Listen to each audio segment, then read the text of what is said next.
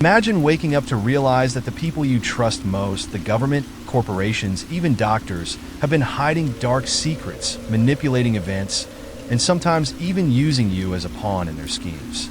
In this audiobook, you'll uncover real conspiracies that aren't just stories, but chilling truths that turn out to be real. As you listen, you might start to wonder, what else lies beneath the surface, and who's pulling the strings? Chapter 1. Operation Northwoods, the government's plot to justify war. In 1962, America was a nation on edge. The Cold War was heating up, the threat of nuclear annihilation loomed large, and tensions with Cuba were escalating. Fidel Castro had seized control of the island just 90 miles off the coast of Florida, and his communist government was viewed as a direct threat to American democracy. The U.S. government had already tried and failed to topple Castro with the ill-fated Bay of Pigs invasion in 1961. Now, desperate for a new plan to eliminate the Cuban leader, military officials were willing to consider some truly outrageous options. This brings us to Operation Northwoods, a secret proposal so shocking, it's hard to believe it was even considered. This plan, crafted by the top brass of the U.S. Department of Defense and presented to the highest levels of government, included a series of fake terror attacks on American soil. Yes, you read that right. A plan to orchestrate fake attacks against their own citizens, with one goal in mind, to make it look like Cuba was responsible and justify a U.S. invasion of the island. The operation was presented by the Joint Chiefs of Staff, a group of high-ranking military leaders, to then Secretary of Defense Robert McNamara. These weren't fringe conspiracies crafted by low-level operatives or some overzealous spy agency. No, this was an official proposal with signatures and government stamps. The planners of Operation Northwoods believed that a casus belli, a justification for war, could be fabricated, giving the American public a reason to rally behind military action. Their logic? If Cuba could be made to appear as a genuine threat to American lives, then a full-scale invasion would be supported by the public, Congress, and perhaps the entire world. But the lengths to which these officials were willing to go were downright chilling. Here's how Operation Northwoods would have unfolded. Imagine the front page of every newspaper in the country. The headlines scream of horror. An airliner hijacked mid-flight. A ship sunk by Cuban saboteurs. Bombs going off in bustling American cities. The stories are detailed and terrifying, the casualties mounting. Every American household tuned in to the evening news would be horrified, desperate for justice, ready for revenge. But there was a catch. None of it would be real. Every last detail of the attack would have been staged by the U.S. government.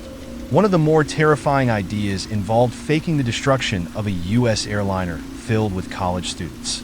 According to the plan, a plane would be hijacked and flown over Cuban airspace, where it would be shot down. In reality, however, the plane wouldn't be filled with passengers. It would be an unmanned drone. The so-called victims would never actually board the plane. Their deaths would be nothing more than fiction. The plan even included details of how fake funerals could be held to add realism to the deception.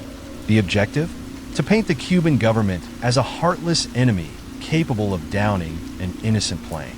But that wasn't the only disturbing idea on the table.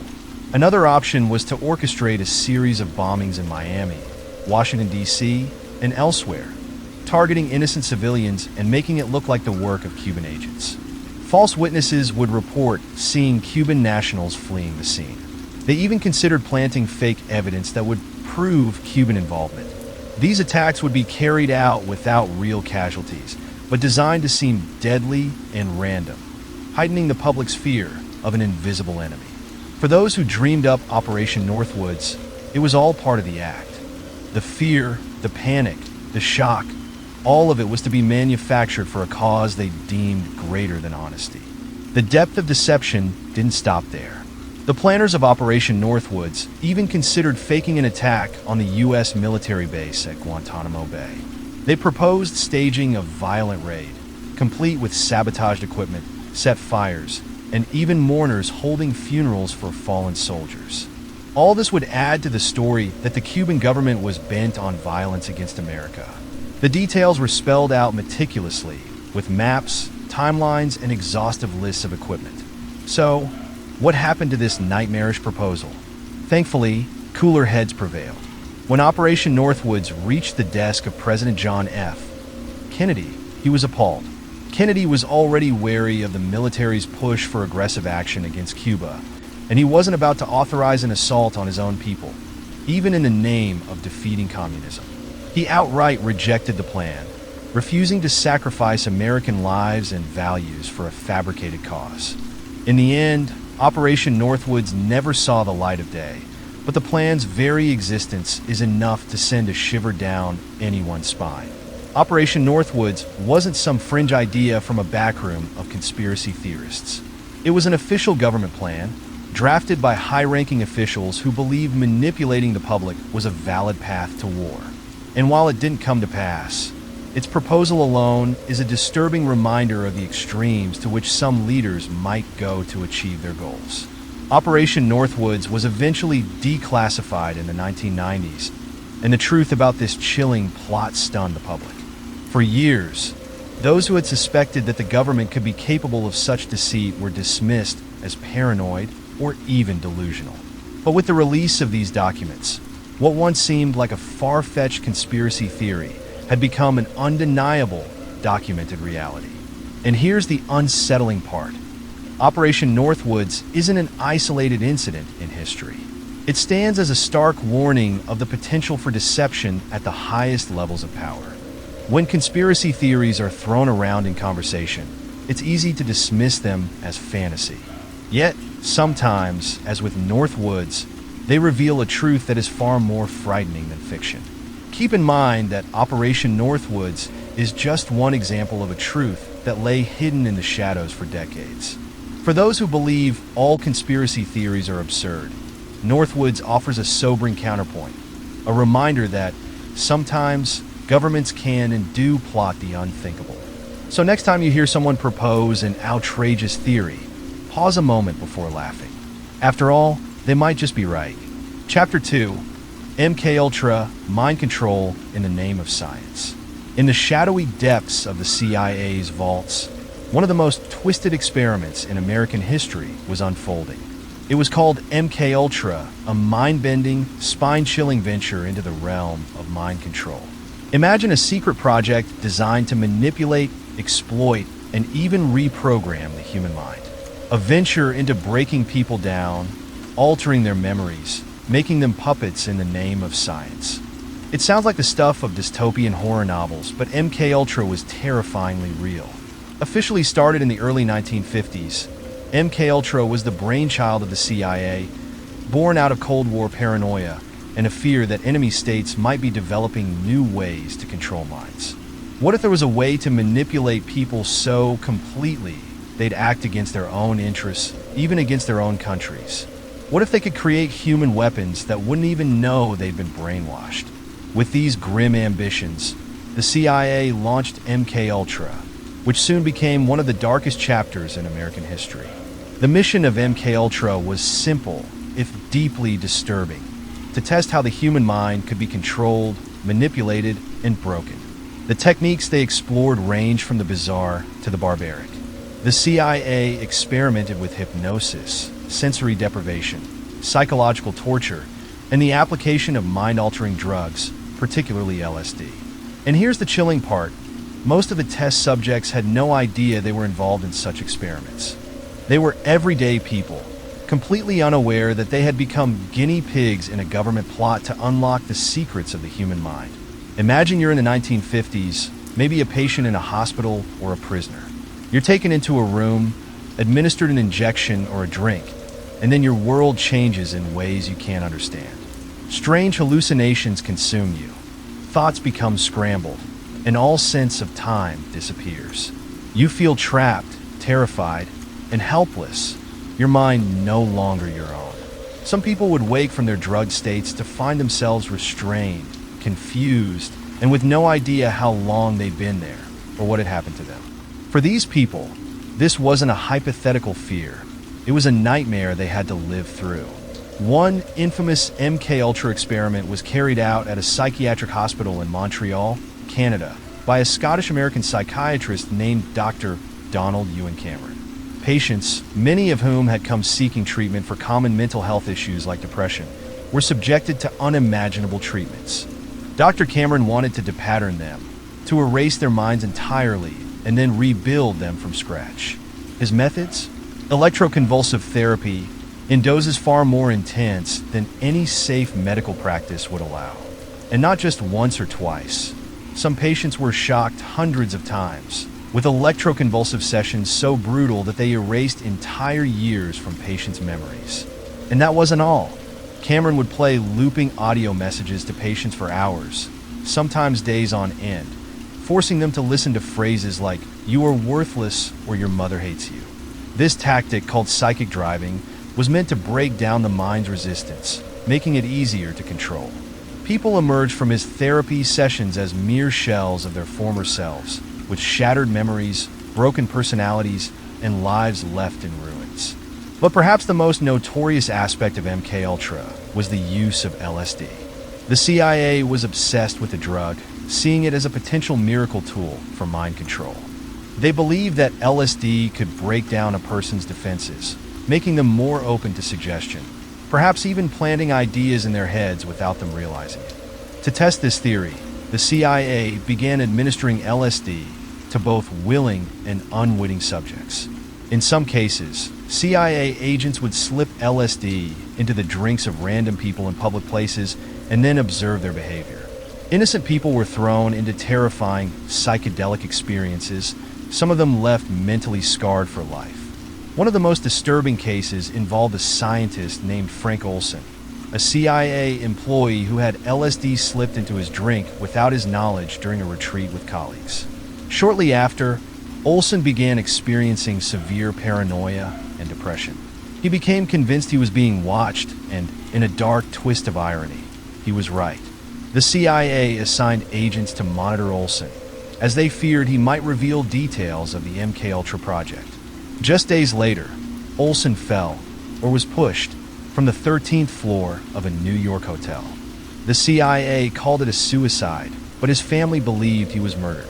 Decades later, an investigation revealed signs of foul play, but the truth remains cloaked in mystery. Another victim, a young woman named Linda, was admitted to a hospital for treatment of mild depression. Unbeknownst to her, her doctor was part of the MKUltra program. Linda was subjected to high doses of LSD and relentless hypnosis sessions where she was asked to relive traumatic memories. She began to lose her grip on reality, haunted by nightmares that blurred the line between memory and delusion. The trauma left her unable to lead a normal life. She suffered from psychotic episodes for the rest of her days, her mind fractured by the experiments that were supposed to help her. MKUltra was eventually exposed in the 1970s, but by then, much of the damage had already been done. When the program was publicly revealed during Senate hearings, the public was horrified. The project's documentation had been largely destroyed by the CIA, leaving only fragments of the truth available for investigation. The surviving records hinted at experiments even darker than what was already known, but with most files burned, those details remain lost to history. What MKUltra ultimately revealed was a terrifying truth. The government could and would cross moral and ethical lines if it meant gaining an edge in the Cold War. MKUltra stands as one of the darkest chapters in American intelligence history, a reminder of how even democratic governments can misuse power in the name of national security. Decades later, the survivors of MKUltra still live with the aftermath of those experiments. Some tried to sue the CIA for damages, but justice proved elusive. The government's secrecy shrouded the truth, and many of the program's architects faded into obscurity, never held accountable for the lives they shattered. MKUltra is a conspiracy that began as a paranoid whisper and grew into a monstrous reality. It's a testament to how some conspiracy theories are more than just theories, they're warnings. The chilling lesson from MKUltra? Sometimes the people in power really are plotting against us. And if this horror show could happen once, who's to say it couldn't happen again? Chapter 3, the Tuskegee Syphilis Study, medical betrayal of an entire community. Imagine a small town in Alabama, the heart of the Deep South during the 1930s. Picture the dirt roads, the warm air heavy with humidity, the close-knit communities where people relied on each other to get by. Now, picture this same town, but with a dark shadow cast over it. Hidden behind the charm and camaraderie was a secret so insidious, so cruel, it defied all notions of humanity and ethics. This was the scene of the Tuskegee Syphilis Study, one of the most shameful and haunting medical experiments in American history. It all began under the guise of help. In 1932, the United States Public Health Service launched a study in Tuskegee, Alabama, to examine the effects of untreated syphilis. They chose around 600 African American men from the community, the majority of whom were poor, uneducated, and had little access to health care. Many of these men had never even seen a doctor. The study's doctors claimed they were offering free medical care to these men. They didn't explain the real purpose: to let syphilis ravage these men's bodies while they simply observed the slow, destructive course of the disease. The plan was horrifyingly simple and calculated. Do nothing and watch. The men were not told they had syphilis. Instead, they were diagnosed with the vague term bad blood, a colloquialism that could mean a range of ailments, from fatigue to anemia. Many believed they were getting treatment for minor issues and had no idea that they carried a deadly infection. These men became unwilling subjects in a monstrous experiment, reduced to lab specimens, mere numbers in a twisted medical chart. For participating, they were given meals, free medical exams, and burial insurance. The so-called care was a facade to keep the men coming back and to keep them oblivious to the fact that their lives were on a tragic countdown. As the years passed, the disease spread its poison. Syphilis, if left untreated, attacks the body with ruthless precision. First, there are painless sores, then flu-like symptoms, and finally, the disease burrows into the brain, heart, and nervous system. It's a torturous decline, mental deterioration, blindness, and eventually death. These men were experiencing this horror firsthand, with doctors watching every agonizing symptom unfold in clinical detail. The doctors documented their suffering, took notes on their pain, and observed their gradual decay. But they offered nothing that could ease the men's suffering. In 1947, penicillin was discovered to be a miracle cure for syphilis. The drug could halt the disease in its tracks, save lives, and restore health. For most of the world, this was a monumental breakthrough. For the men in Tuskegee, however, it changed nothing. The doctors running the study intentionally withheld the cure. Penicillin was never offered to them, even though it could have saved them. Instead, they were left untreated, also that the Public Health Service could continue to observe the natural progression of the disease. Their lives were sacrificed in the name of so-called science, and the PHS had no intention of ending the experiment. Year after year, the men's lives deteriorated. Their families watched helplessly as fathers, sons, and husbands suffered slow, agonizing deaths. The wives of these men, unaware of the infection spreading within them, contracted syphilis. Children were born with congenital syphilis, starting their lives with a ticking time bomb of pain and suffering, a sentence passed down without their knowledge or consent. The doctors behind the Tuskegee study knew this, and still, they let it continue. Decades passed, and the study continued without scrutiny. Even as the medical community became aware of penicillin's power, these men were denied the one thing that could have saved them. The study became a kind of horrifying ghost story, an open secret within certain circles of the medical community, yet somehow it remained untouched, unchallenged. For 40 years, the Tuskegee Syphilis Study persisted in the shadows, driven by cold ambition and a disregard for human life.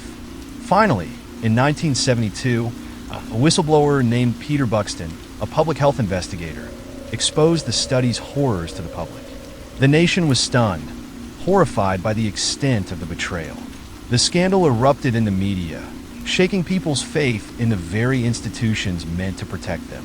For many African Americans, it confirmed a long-standing fear that they could not trust the medical establishment, that they were seen as expendable, nothing more than subjects in a cruel experiment. The aftermath of the Tuskegee Syphilis Study left scars that would never heal.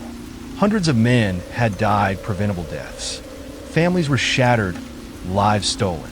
An official government investigation was launched, and the country grappled with the weight of the betrayal. In 1973, the study was officially ended, but the damage had already been done. The government offered an apology, but for those whose lives had been forever altered, words felt hollow.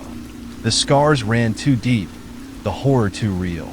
The Tuskegee Syphilis Study left a dark legacy. It fueled a profound mistrust of the medical community, especially among African Americans. It reminded people of the power imbalance that could, and did, lead to unimaginable abuses. Even today, echoes of Tuskegee ripple through communities, a reminder of the real-life horror that took place in the name of science. In many ways, the Tuskegee Syphilis Study is the nightmare hidden behind the sterile walls of science and medicine. It's the story of a government willing to turn a blind eye to human suffering, all for the sake of observation. It's a cautionary tale, a chilling example of how easily ethics can be twisted when those in power have an agenda. And for the men of Tuskegee, it was a living horror, a betrayal that began with promises of care, but ended in suffering and silence. The study stands as one of the darkest chapters in American history, a real-life horror story that reminds us all of the potential for cruelty when human beings are reduced to mere subjects. In a world where science and ethics are often portrayed as inseparable, Tuskegee remains a terrifying example of what happens when they diverge, when people become experiments, and compassion is replaced by callousness. So next time you hear someone talk about medical conspiracy theories, remember Tuskegee, because sometimes the unthinkable isn't a theory at all. It's the cold, hard truth. Chapter 4. COINTELPRO, Spying on U.S. Citizens for National Security. Imagine a time of rebellion and change, the 1960s and 70s in America, when people were fighting for their rights, demanding equality, and challenging authority. The civil rights movement was roaring, black power groups were rising, anti-war activists were gathering in the streets, and students were speaking out. To millions, these movements symbolized hope, justice, and the promise of a better world. But in the shadowed corners of Washington, D.C., the FBI saw something else entirely, a threat, and they were prepared to go to any length to destroy it. This is the story of COINTELPRO, the FBI's secret operation to infiltrate, discredit, and destroy movements and leaders across the United States. COINTELPRO, short for Counterintelligence Program, was officially created in 1956 to counteract the influence of the Communist Party. But it didn't take long for it to expand into something far darker and more insidious. Under the guidance of FBI Director J. Edgar Hoover, COINTELPRO set its sights on those advocating for social change, labeling them enemies of the state. Activists, civil rights leaders, and ordinary citizens who dared to speak out against the status quo found themselves targets in a real-life game of espionage. COINTELPRO's tactics went far beyond ordinary surveillance. Agents weren't just collecting information, they were creating chaos. They infiltrated groups, spread rumors, fabricated evidence, and planted fake letters and documents to turn allies against one another. They bugged phones, tapped conversations, and even sent anonymous threats to terrify people into silence. The FBI crafted elaborate psychological games, playing on the fears, insecurities, and ambitions of its targets. This was no ordinary intelligence operation. It was warfare designed to break down movements from within.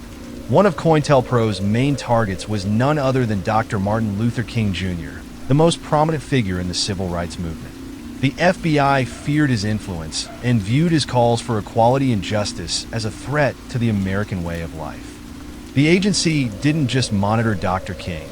They actively sought to discredit him. FBI agents sent him an anonymous letter, filled with personal attacks and slurs, urging him to commit suicide to avoid the release of embarrassing information. They wiretapped his phones, followed him wherever he went, and tried to undermine his leadership in any way they could. To the FBI, Dr. King wasn't just an activist, he was the enemy. Then there were the Black Panthers. To COINTELPRO, they represented a force of defiance that had to be crushed. Agents infiltrated Panther chapters, posed as members, and sowed seeds of distrust. They spread false information about leaders, hoping to spark deadly rivalries and incite violence from within. They even went so far as to instigate armed conflicts between the Panthers and other black nationalist groups, manipulating both sides into clashes that left people dead. The FBI hoped that by making these groups tear each other apart, they wouldn't need to get their own hands dirty. To them, the Black Panthers weren't citizens. They were targets in a brutal game of divide and conquer. And the operation didn't stop with black leaders. COINTELPRO targeted anti-war activists, women's rights advocates, Native American activists, and students protesting in universities. Anyone questioning the Vietnam War, anyone advocating for change, was seen as a threat. It didn't matter if they were peaceful or violent. If they challenged the government, they were fair game. Infiltrators posed as sympathizers and embedded themselves within groups, feeding intelligence back to the FBI and sowing discord wherever they could. People began to suspect one another. Leaders grew paranoid, friendships fractured, and the once strong movements splintered into weakened factions. In many cases, COINTELPRO didn't need to destroy these groups. The FBI manipulated them into destroying themselves. One of the most disturbing aspects of COINTELPRO was its disregard for legality. The FBI operated above the law, unrestricted by any concern for the Constitution or the rights of American citizens. Wiretaps were installed without warrants. Homes were broken into, and false evidence was planted, all without accountability. It was as if the FBI had declared war on its own people, using the full weight of the government to attack those it deemed dangerous. And the public was none the wiser, blissfully unaware that the government was conducting this silent, covert assault. COINTELPRO was finally exposed in 1971, not through any government transparency or internal reform, but thanks to a group of ordinary citizens. A band of anti-war activists broke into an FBI office in Media, Pennsylvania, hoping to find information on draft evaders. Instead, they uncovered evidence of COINTELPRO. They leaked the files to the press, and the American public was stunned. For years, the FBI had been waging war on its own citizens, and the shocking details of its operations were now laid bare for the world to see. The revelations sent shockwaves through the country. How could the FBI, an agency tasked with upholding justice and protecting Americans, betray its own people so completely? How many lives have been ruined? How many dreams have been crushed by this silent, relentless campaign? For many, COINTELPRO confirmed their deepest fears about government overreach and the fragility of civil liberties. The very institution meant to safeguard democracy had been working tirelessly to undermine it. In the years that followed, COINTELPRO was officially disbanded, and congressional hearings condemned the program as a violation of civil rights. The FBI was shamed and ordered to abandon such covert operations. But the scars remained. Activists who had been targeted were left shattered, their movements weakened, their lives haunted by betrayal and surveillance. Some never recovered, and the wounds inflicted by COINTELPRO left lasting distrust toward law enforcement and the government.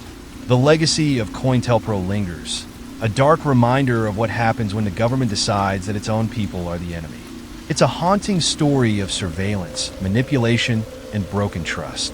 For those caught in its crosshairs, COINTELPRO was a nightmare, an all-seeing, all-knowing force that seemed untouchable. The realization that their own government had spied on, sabotaged, and tried to destroy them was a betrayal that cut deeper than any wound. So next time you hear someone dismissing government conspiracy theories as paranoia, remember COINTELPRO. Because sometimes the dark, sinister operations aren't hiding in the shadows of fiction. They're right here in the documented, horrifying truth of history. Chapter 5, The Iran-Contra Affair, a secret arms deal exposed. In the dark corridors of power, where deals are sealed with handshakes in dimly lit rooms and secrets are guarded fiercely, the Iran-Contra Affair stands as one of the most stunning chapters of American political intrigue. Imagine a plot so outrageous that it defies belief. A secret, illegal scheme involving arms deals with an enemy nation, covertly funding rebels in a foreign country, and pulling high-level government officials right into the fire. This wasn't the plot of a Cold War spy novel. This was real. It was the 1980s and the Cold War was in full swing. The Reagan administration was intensely focused on stopping the spread of communism wherever it cropped up, particularly in Latin America. One country in their sights was Nicaragua, where a Marxist group known as the Sandinistas had taken control. To counter them, the U.S. backed a rebel force called the Contras. But there was a problem. The U.S. Congress had passed a law, the Boland Amendment, prohibiting American support for the Contras. Legally, Reagan's hands were tied.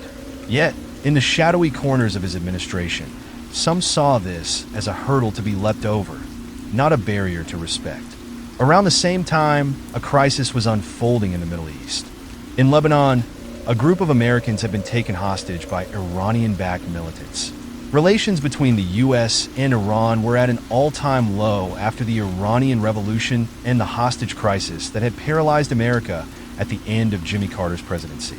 Iran was under an arms embargo, and the idea of negotiating with them, let alone selling them weapons, was unthinkable. Yet some high-ranking officials in the Reagan administration saw an opportunity. Their plan was daring and deeply illegal. Sell arms to Iran under the table and use the proceeds to fund the Contras in Nicaragua. This arrangement would supposedly accomplish two objectives: secure the release of American hostages in Lebanon by placating Iran, and support the anti-communist Contra forces without violating the Boland Amendment. It was, to say the least, an audacious gamble, a risky dance with international law, ethics, and public trust. The operation was set in motion, orchestrated by key figures, including Lieutenant Colonel Oliver North, a decorated Marine officer working with the National Security Council. North became a central architect of the scheme, managing the intricate web of clandestine transactions and overseeing the flow of funds. Arms were funneled to Iran in total secrecy, with the tacit approval of senior officials. The money would then be diverted to the Contras through shadowy financial channels, leaving no trace. To cover their tracks, they devised complex bank accounts, shell corporations, and intermediaries. It was a house of cards built on deception. But secrets, especially those this explosive, have a way of slipping into the light. By 1986, journalists and government watchdogs were starting to sniff around the scandal. A Lebanese newspaper first broke the story of the arms sales to Iran, sending shockwaves through the international community. Suddenly, the murky details of the operation began to surface. The American public learned that the government had sold weapons to a country it had officially branded a terrorist state, in flagrant violation of its own policies. The revelation was a political bombshell, and as investigations commenced, more details surfaced. There were memos, financial records, and testimony that pointed to a complex conspiracy stretching into the highest ranks of government. Lieutenant Colonel Oliver North was called to testify before Congress. His appearance was a spectacle, and he quickly became the face of the scandal. With his crisp military uniform and unwavering gaze, North admitted to shredding documents, hiding funds, and orchestrating the operation. His testimony shocked the nation and raised a chilling question. How deep did this go? Under intense scrutiny, North claimed that he was merely following orders, implying that senior officials were not only aware of the scheme, but had sanctioned it. The scandal reached up to National Security Advisor John Poindexter, who was forced to resign. His involvement pointed directly toward a significant cover-up, one with implications that stretched across the entire Reagan administration. The Iran-Contra Affair became an open wound, a scandal of historic proportions that left Americans questioning the integrity of their government. As the hearings continued, they revealed layers upon layers of deception. Poindexter, during his own testimony, famously declared that he authorized actions to keep Reagan out of the loop. This phrase sent shivers down the public spine, hinting that the president himself may have been shielded from the very operation his administration had orchestrated. But whether or not Reagan knew about every detail was beside the point. The fact remained that his administration had willingly circumvented the law, defied Congress, and engaged in shady deals with a hostile nation. The fallout from the Iran-Contra affair was enormous. The public had been deceived, and the American people felt a profound betrayal. The scandal eroded trust in the government and fueled suspicions about what other secrets might lurk behind closed doors. Officials involved faced trials, and North was convicted on charges related to the operation, though his convictions were later overturned on appeal. Poindexter was also convicted, only to have his charges similarly dismissed. Despite the public outrage, no one served jail time for their involvement, a fact that left a bitter taste in the mouths of many. At its heart, the Iran-Contra Affair exposed the lengths to which governments would go to achieve their agendas, even if it meant betraying the very laws they were sworn to uphold. It was a tale of deceit, manipulation, and the terrifying power of unchecked authority. The scandal revealed a shadow government, operating outside the bounds of democracy, willing to break the rules in pursuit of its goals. And it laid bare a grim truth. Even in a nation that prided itself on transparency and justice, power could still corrupt in the darkest ways. For Americans, the Iran-Contra Affair wasn't just a scandal, it was a wake-up call. It proved that those in power could bend, break, and manipulate the rules, placing their agendas above the law. The affair was a tangled web of politics, ambition, and betrayal, a real-life thriller that shook the nation to its core. So, next time you hear about government conspiracies, remember the Iran-Contra Affair. Because sometimes, the outlandish plots aren't just theories. They're the truth, hidden in plain sight, waiting to unravel. Chapter 6. Big Tobacco's Deception, Profits over Public Health. In the world of high-stakes corporate power, few conspiracies have shaken society like the Big Tobacco cover-up. For decades, the tobacco industry wielded incredible influence, amassing unimaginable wealth while concealing a dark truth. They knew that their products were killing people. This wasn't just negligence. It was a deliberate, coldly calculated conspiracy to keep the public in the dark, while executives laughed all the way to the bank. It's a scandal that reveals just how far powerful corporations will go to protect their profits, even if it means endangering the very lives of their consumers. Imagine this. It's the 1950s and smoking is everywhere. Cigarettes are as common as coffee, and they're advertised as harmless. Some ads even claim health benefits. Hollywood stars smoked in every movie scene. Doctors appeared in commercials endorsing their favorite brands, and people were lighting up in offices, restaurants, and even hospitals. The allure of smoking was inescapable. But behind the glamorous veneer, tobacco companies were sitting on an explosive secret. They had known for years that smoking was linked to deadly diseases like lung cancer, heart disease, and emphysema. And they were doing everything possible to hide it. In secret labs and boardrooms, big tobacco companies conducted internal research that revealed the full extent of smoking's dangers. The study showed indisputably that cigarettes were addictive and deadly. Executives discovered that nicotine acted as a powerful drug, hooking users for life. They knew that tobacco contained carcinogens, substances that could cause cancer. But rather than alert the public, they decided to bury this information deep in their vaults. Their business depended on cigarettes staying cool, and knowledge of their deadly risks would shatter that image. As the decades went on, tobacco companies developed strategies that would make any corporate thriller pale in comparison. Their tactics were ruthless and deceptive. To sow doubt among the public, they funded independent research that cast doubt on the link between smoking and cancer. They hired scientists to publicly dispute any health concerns, to discredit genuine researchers, and to flood academic journals with bogus studies muddying the waters around smoking's risks. This tactic was chillingly effective, creating a smokescreen that misled the public for decades. But that wasn't all. Big tobacco companies launched a massive public relations campaign to keep people buying their products. Advertisements flooded magazines, billboards, and television. They painted smoking as a symbol of sophistication, independence, and rebellion. Some campaigns went even further, targeting younger audiences with cartoon mascots and hip slogans that made cigarettes look edgy and fun. The companies knew that the younger they hooked a customer, the longer they'd be able to profit off of them. They knew that children and teens were vulnerable, yet they doubled down on advertising to them, all while hiding their own research that showed just how addictive and harmful smoking truly was. Despite their efforts, cracks in the industry's facade began to show. In the 1960s, the first whispers of the truth emerged. The Surgeon General's office started to investigate the health effects of smoking and released its first groundbreaking report in 1964, declaring smoking a serious health hazard. But even then, Big Tobacco didn't flinch. They went into overdrive, stepping up their efforts to fight back with more bogus research and PR. They fought lawsuits and government regulations with an army of lawyers. They spent millions lobbying politicians, blocking anti-smoking legislation, and discrediting public health advocates. The deception was so bold, so systemic, that many couldn't believe it was intentional. By the 1980s, however, the cracks had turned into chasms.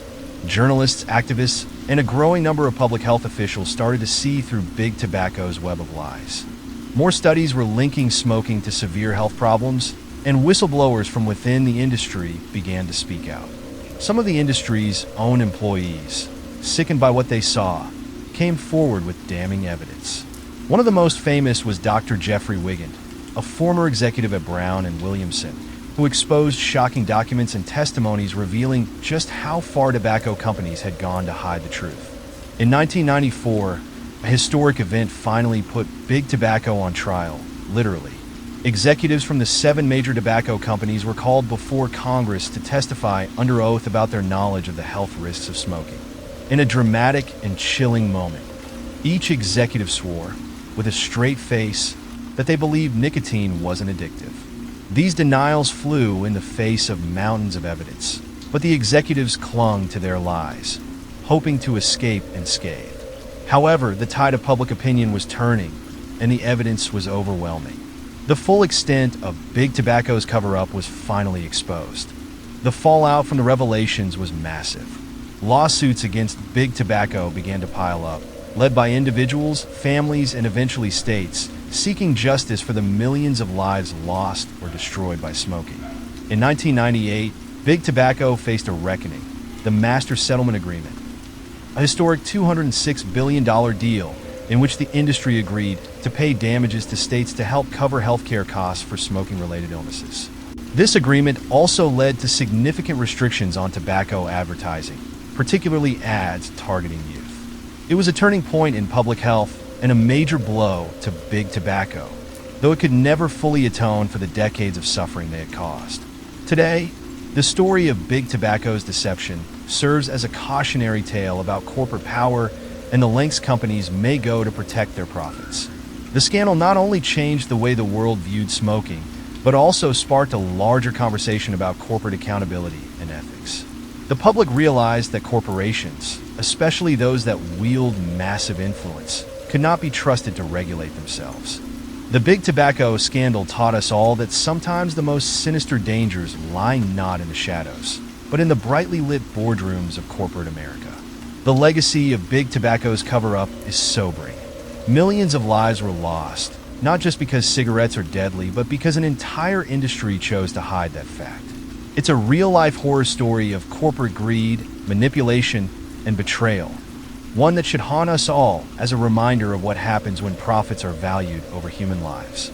And it leaves us wondering, what other secrets might still be buried, and how many lives hang in the balance, waiting for the truth to be exposed? Chapter 7. Watergate, the scandal that brought down a president. In the pantheon of American scandals, few carry the weight of Watergate. It was a conspiracy so bold, so outrageous, that it shook the very foundations of American democracy. For the first time in U.S. history, a sitting president, Richard Nixon, was forced to resign in disgrace, his carefully crafted image shattered by lies, manipulation, and deceit. It was a scandal that unfolded like a thriller, complete with shadowy operatives, hidden tapes, and a cover-up that unraveled piece by agonizing piece. Watergate wasn't just a scandal.